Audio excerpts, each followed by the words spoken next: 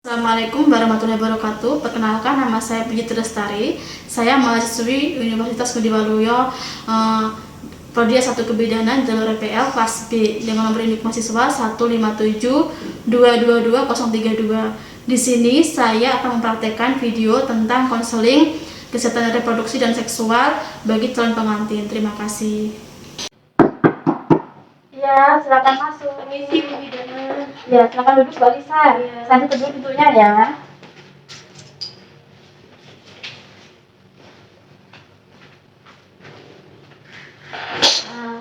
Ini dengan Mbak Lisa ya, tentang janjian ya. Iya. Perkenalkan dulu Mbak Lisa, nama saya Bidan Puji. Saya berjaga pada pagi ini. Oke. Terima kasih Mbak Lisa ya sudah mau datang dan untuk mengikuti bimbingan kesehatan reproduksi dan seksual bagi calon pengantin ya. Oke, boleh saya tahu dulu kemana calon suaminya?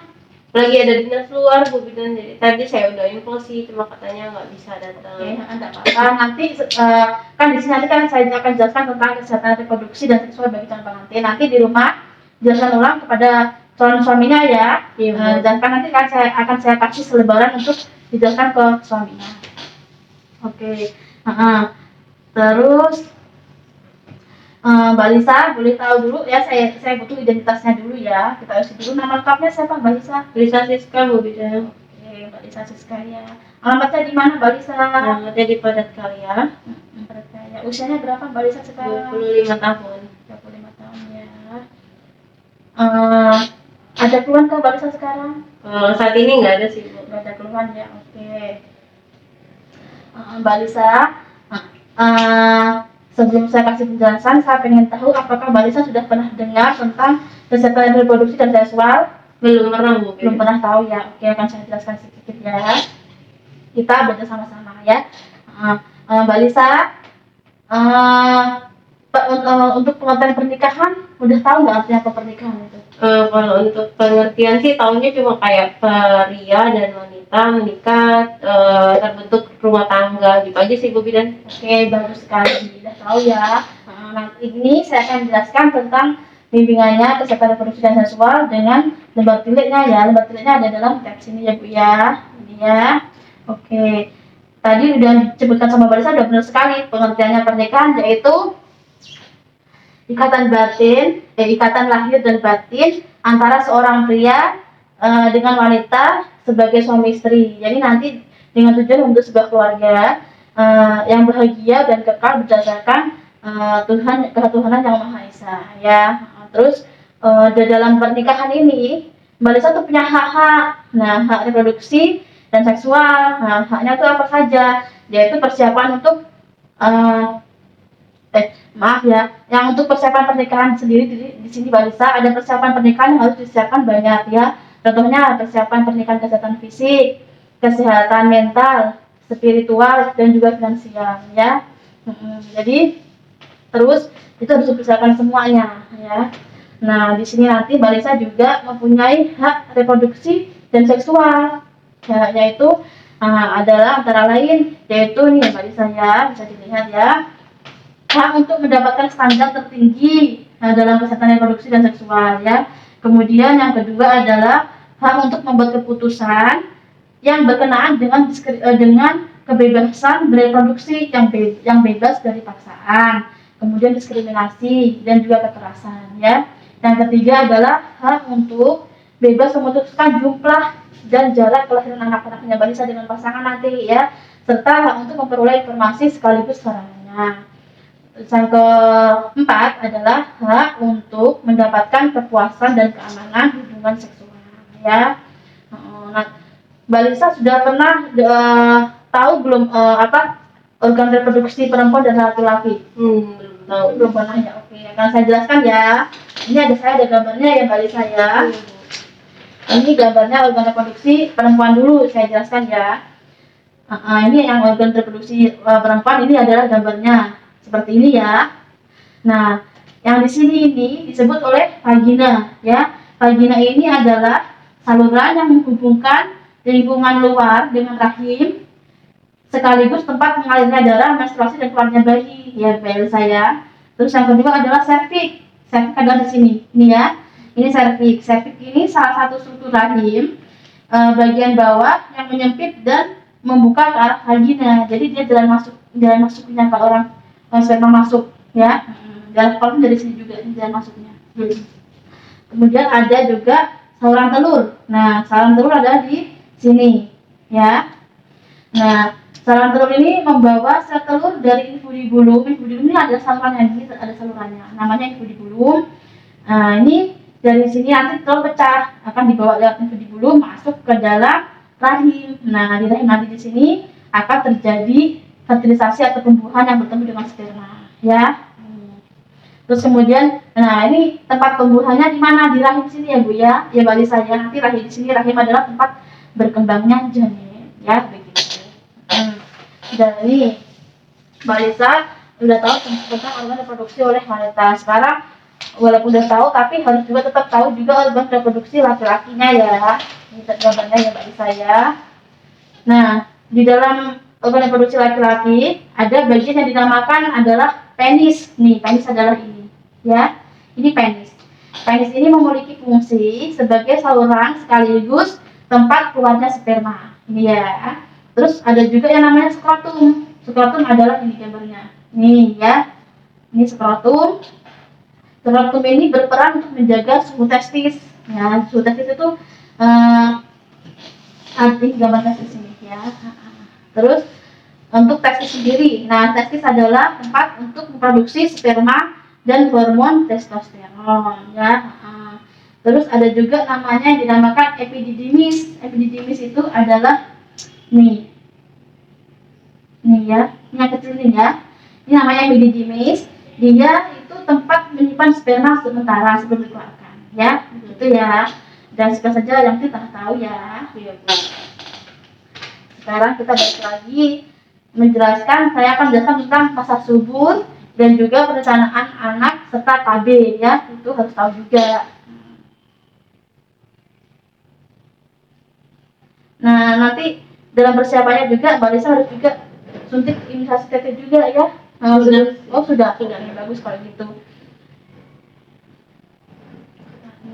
Nih ya Bu ya. Nih di sini ya. Oke, masa subur itu adalah pada masa subur wanita terjadi sekitar 12 sampai 16 hari sebelum masa haid berikutnya ya Mbak Lisa ya. Biasanya haidnya teratur nggak? Tiap bulan haid kok. Tiap bulan haid. Oke, berapa lama haidnya? 6-7 hari sih. Oke, bagus ya kalau gitu ya. Jadi dengan kata lain, rata-rata wanita mengalami masa subur memang hari ke-10 ya biasanya ya, sampai hari ke-17 setelah hari pertama dari haidnya. Namun kadang-kadang tuh ini berlakunya pada siklus menstruasi wanita yang siklusnya bagus 20 atau 28 hari. Kayak Mbak Lisa ini bisa seperti yang bisa ditentukan gitu loh yang suburnya. Terus untuk perencanaan kehamilan atau mempunyai anak, yaitu Mbak Lisa nanti harus melakukan pemeriksaan kesehatan prakonsepsi. Nah, mengkonsumsi vitamin prenatal, jadi vitamin selama kehamilan, sebelum hamil. Terus menghentikan kebiasaan yang tidak sehat. Contohnya seperti kayak siapa tahu ya kan suka minuman yang beralkohol, kayak gitu tidak boleh. Banyak yang makanan yang tidak sehat seperti pengawetnya ada banyak, tidak boleh juga. Nah, kayak gitu ya Mbak Lisa ya. Terus menghentikan kebiasaan ini mendiskusikan kesiapan fisik, psikis dan finansial dengan keluarganya ya. Nah, untuk KB-nya nanti penggunaan kontrasepsi sebagai penundaan kehamilan dan fungsinya ya, itu biasa juga perlu tahu. Nah, jadi fungsinya KB di sini adalah untuk menunda kehamilan, mengatur jarak kehamilan, dan menghentikan atau mencegah kehamilan dengan tujuannya untuk kesejahteraan ibu dan keluarga ya. Nah Mbak Lisa, nanti dalam kehidupan seksual suami istri ini kan Mbak Lisa menikah bukan hanya untuk mendapatkan kepuasan fisik saja, tetapi harus diperhatikan juga hal positifnya, yaitu seperti kualitas dalam berhubungan. Nah, sama-sama harus mendapatkan kepuasan, saling berinisiatif ya. Terus habis itu rutin melakukan hubungan, namun tidak terlalu sering ya. Memperhatikan juga norma dan etika dalam berhubungan ya begitu. Terus untuk biasanya kan dalam rumah tangga akan terjadi suatu masalah atau perselisihan. Nah, di antaranya itu nanti Mbak Lisa dalam menyelesaikan perselisihannya harus saling mengerti sama suaminya ya. Biasanya tuh masalah perselisihannya antara lain perbedaan pendapat antara orang tua dan juga anak. Jadi kadang itu pengennya orang tua seperti apa, anaknya seperti apa, beda, jadi harus saling mengerti ya. Terus kemudian masalah keuangan, jadi harus sama-sama juga saling mengerti dengan suami keuangannya. Kurangnya kepercayaan atau rasa hormat pada pasangan, jadi nanti harus sama-sama balasnya sama masnya harus saling menghormati, jadi biar tidak ada terjadi masalah-masalah ya. Kekerasan dalam rumah tangga, perbedaan pola asuh anak ya. Terus kemudian belum memiliki anak, jika nanti belum memiliki anak jangan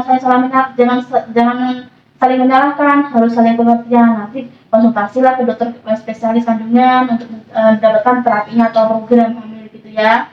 Terus intervensi dari mertua, biasanya kan ada yang habis nikah ikut mertuanya, nah nanti dalam mertuanya tuh kalau ikut campur kayak gitu tuh ya saling didiskusikan aja biar gak terjadi perselisihan yang terlalu hebat ya. Komunikasinya harus lancar, harus baik antara Mbak Lisa, suami, orang tuanya Mbak Lisa sama mertua, harus bagus semuanya ya. Jadi biar terjadi saling harmonis kehidupannya nanti ya. Oke. Terus kemudian dalam menjadi rumah tangga nanti pasti akan terjadi kesetaraan gender dalam rumah tangganya ya. Dalam bentuk-bentuk kesetaraan gendernya ini antara lain adalah bentuk kesetaraan gender dalam cinta kasih. Jadi nanti kebersamaan suami istri dalam menerapkan suasana penuh cinta kasih, menggalang kerjasama yang baik dilandasi rasa saling mengasihi, menghormati dan saling membutuhkan. Kemudian yang kedua adalah bentuk kesetaraan gendernya dalam perlindungan. Kebersamaan nanti ini jadi Mbak Lisa sama suami nanti dalam melindungi anak-anaknya, baik anak laki-laki ataupun perempuan, dengan cara yang sesuai dengan perkembangan biologis dan perkembangan psikologisnya ya. Terus kemudian ada juga bentuk kesetaraan gendernya dalam keagamaan ya. Jadi kebersamaan suami istri dalam mengembangkan kehidupan keluarga yang menghayati, memahami serta melaksanakan nilai-nilai agama dengan penuh iman dan takwa kepada Tuhan Yang Maha Esa. Kemudian yang keempat, bentuk kesetaraan gendernya itu dalam bentuk sosial. Jadi nanti ya, dalam memberikan kesempatan, jadi Mbak Lisa harus memberikan kesempatan kepada pasangan atau seluruh keluarga untuk mengembangkan dan menanamkan nilai-nilai leluhur budaya bangsa yang beraneka ragam dalam satu kesatuan ya. Oke. Kemudian nanti jadi Mbak Lisa nanti harus mendiskusikan semuanya dengan baik dengan suami dan keluarganya Mbak Lisa dan suaminya ya. Dari yang saya jelaskan tadi ini Mbak Lisa, apakah sudah jelas atau ada yang perlu ditanyakan? Sudah jelas Bu Bidan. Sudah jelas ya.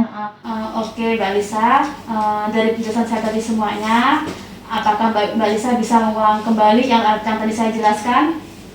Jadi tadi untuk kesehatan reproduksi pernikahan itu tadi berarti ikatan lahir dan batin perempuan dan laki-laki ya Bu Bidan dalam membangun rumah tangga. Kemudian untuk kesehatan reproduksinya itu kita punya hak masing-masing dalam hubungan, harus mempunyai kepuasan dan saling kreatif bagi suami dan istri.